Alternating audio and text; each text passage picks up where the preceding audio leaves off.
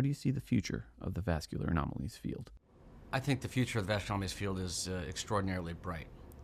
Over the last 30 years, we've made enormous strides forward in understanding this previously almost completely ignored field.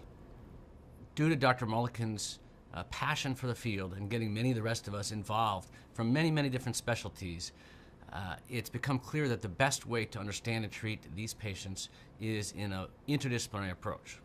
So we've built a team of many different physicians, nurses, and scientists to work together towards a common goal.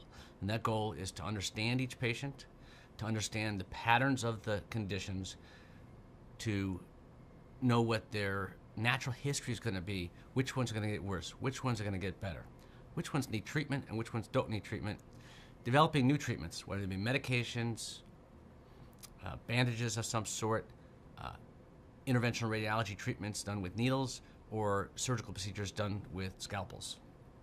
Sometimes we use lasers, and sometimes we use combinations of these techniques.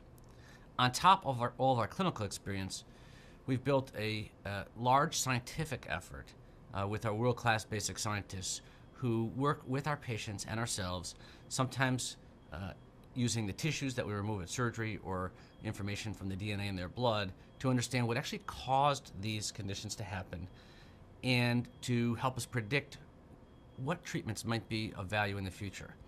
These things are starting to come to fruition. So what I see in the last quarter century, we've made about 100 years progress in a field that was ignored. And in the next decade, I believe we can make another century's progress to bring our understanding and treatment of these conditions up into the 21st century like most of the rest of medicine.